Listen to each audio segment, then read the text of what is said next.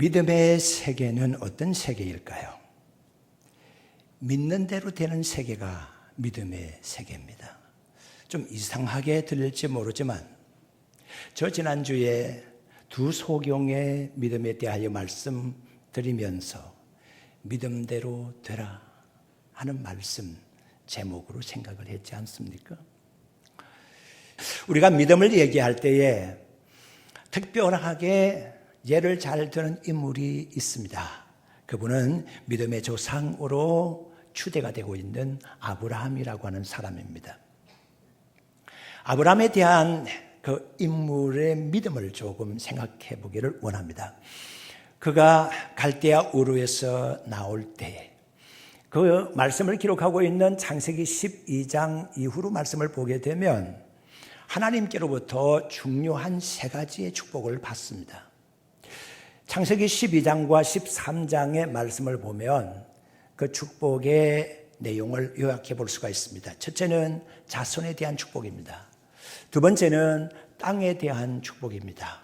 세 번째가 복의 근원이 되는 축복이거든요.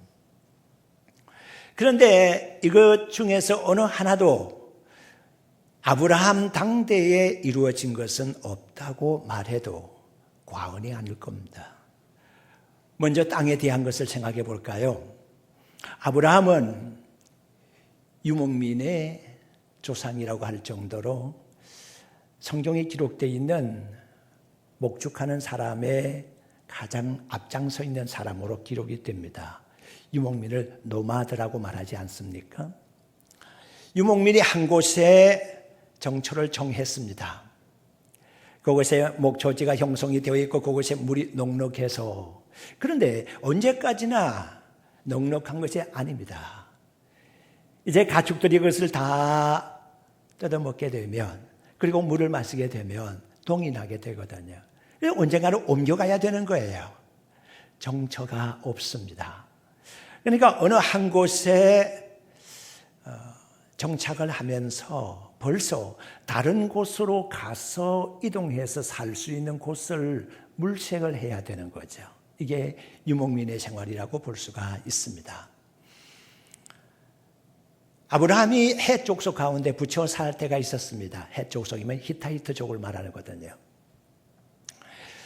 그때 사랑하는 아내가 죽었습니다. 사라가 죽었을 때에 아브라함이 그들에게 나가서 이렇게 말했습니다. 나는 여러분들 가운데 붙여 사는 나그네와 같습니다 라고 하는 말을 하면서 나의 사랑하는 자가 죽었는데 매장할 땅이 없습니다. 그러므로 땅을 나에게 파십시오 하면서 아브라함은 정상적인 가격, 정당한 가격을 지불하고 땅을 샀습니다. 그 땅 가운데에 막벨라 굴이 포함되어 있었고 거기에 사라를 장례 치루었죠. 그러니까 우리가 생각할 수 있는 아브라함의 땅의 축복에 대해서 생각한다고 하면, 아브라함은 죽기까지 자기의 땅이라고 말뚝을 박아놓고 또는 줄을 쳐놓고 이것이 내 땅이라고 말할 수 있는 그런 땅이 한 평도 없었다고 하는 것입니다. 후손에 대해서도 마찬가지입니다. 하나님께서 후손에 대한 약속을 해주셨지 않습니까? 그러니까 갈대아 우르 땅에서 아브라함이 나올 때 나이가 75세였으니까 아브라함의 아내 사라는 65세였거든. 10살 차니까. 65세라면 여자로서 태가 닫힌 때였지 않나, 경수가 끊어졌을 때라고 볼 수가 있습니다. 그런데 하나님께서는 후손에 대한 약속을 해주셨습니다. 그런데 후손에 대한 약속을 아브라함은 그대로 받았어요. 그리고 그로부터 한참 후에도 또 후손에 대한 약속을 해주실 때에도 또한 그랬습니다. 하나님께서는 아브라함으로 하여금 그 약속의 신실함을 보여주시기 위해서 바라봄의 법칙을 이용을 하셨습니다.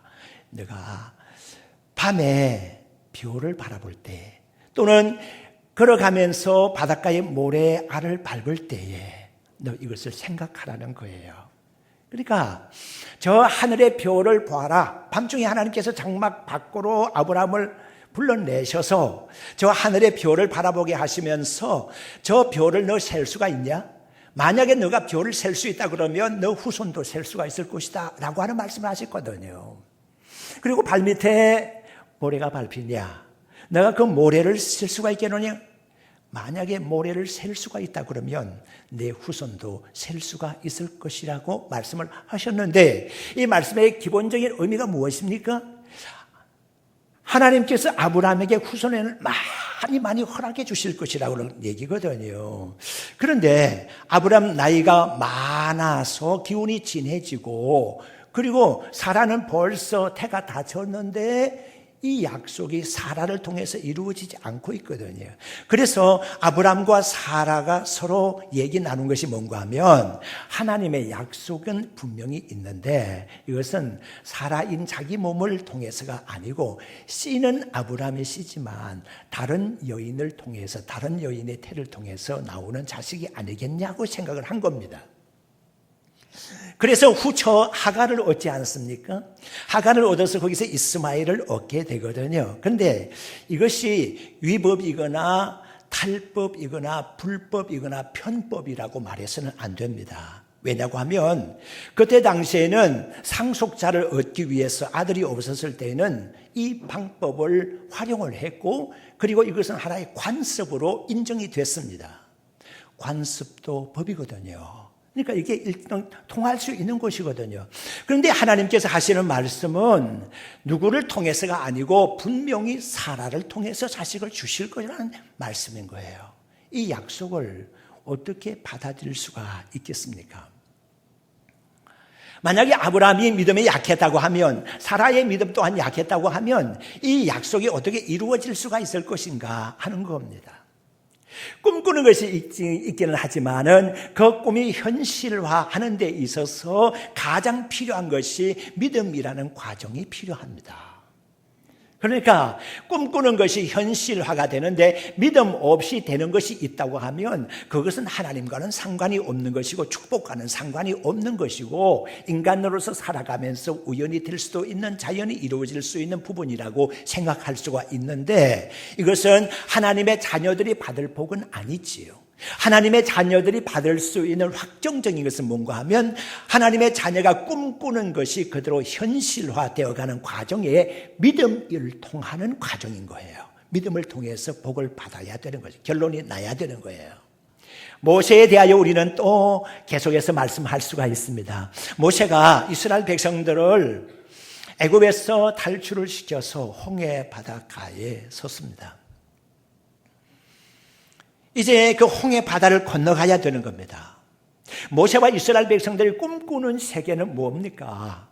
지금 이 홍해를 건너는 것이 꿈꾸는 거 사실이에요. 이 꿈 같은 사실이 이루어져야 되는 거예요.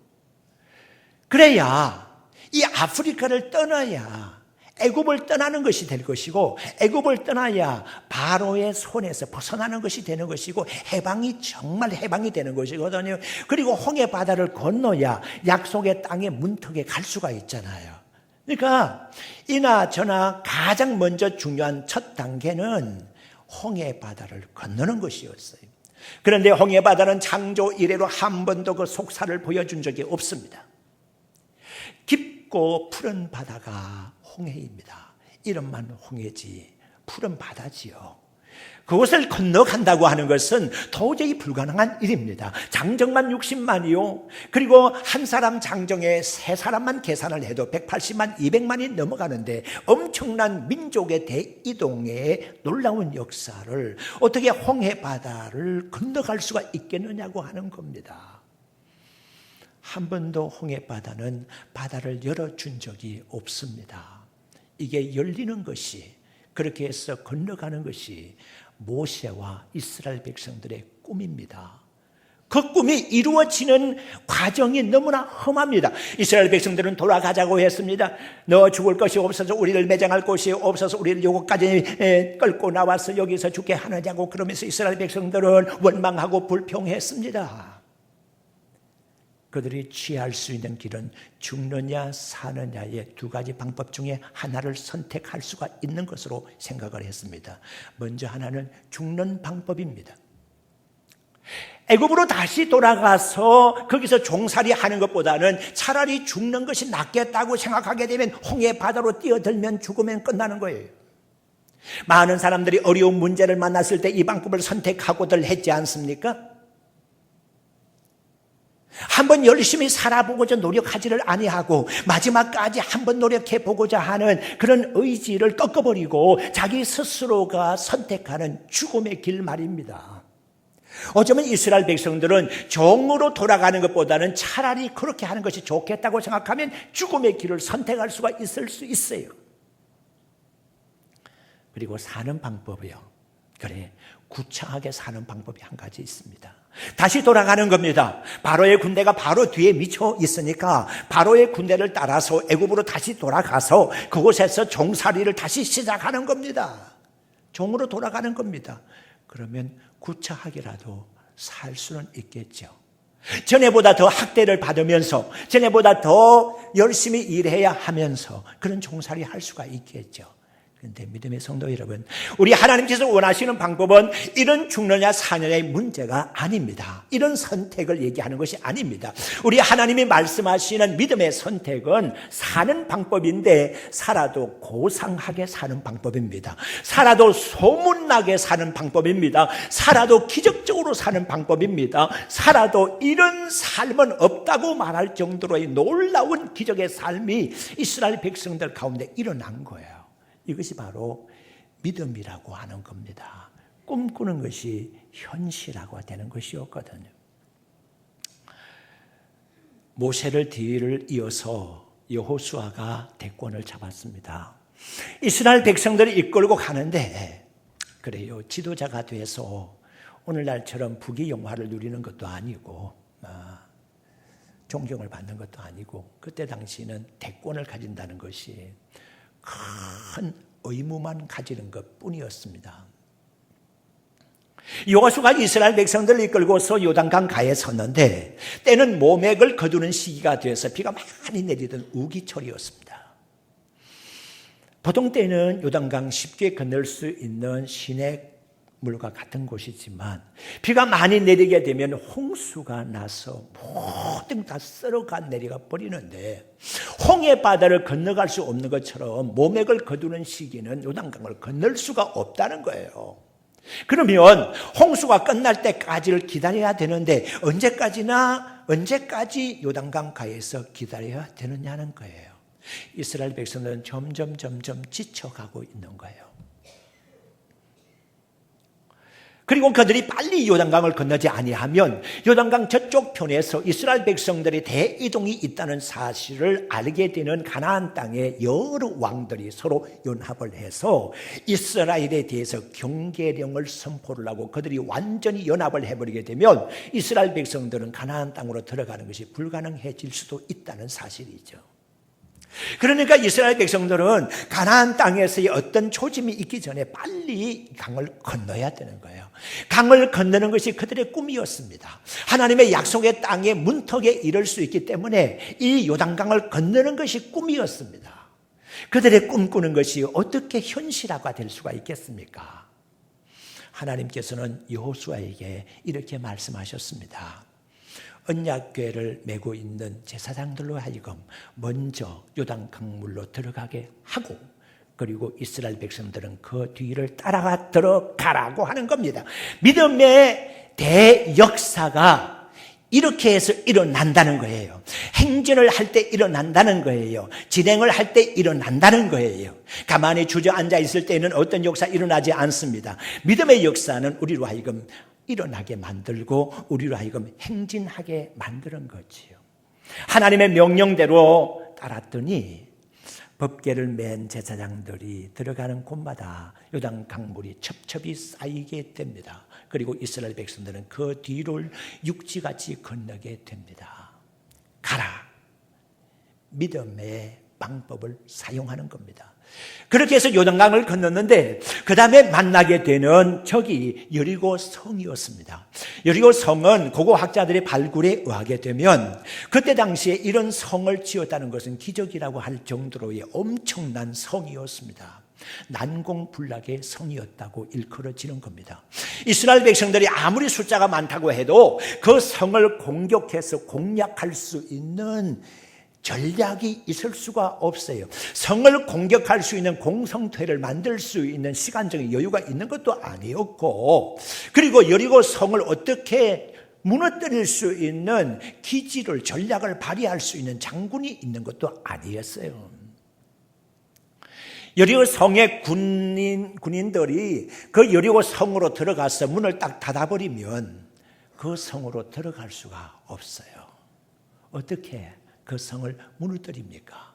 성을 무너뜨려야, 그래야 이스라엘 백성들이 앞으로 갈 수가 있습니다. 만약에 여리고 성을 무너뜨리지 아니하고 그 다음에 아이 성을 무너뜨리지 아니하고 그 길을 진행하게 되면 나중에 여리고 성의 군인들이 뒤를 따라와서 공격을 하게 되면, 그리고 앞에서 공격하고 뒤에서 공격하면 그들은 진퇴양난에 빠질 수밖에 없는 거 아니겠습니까?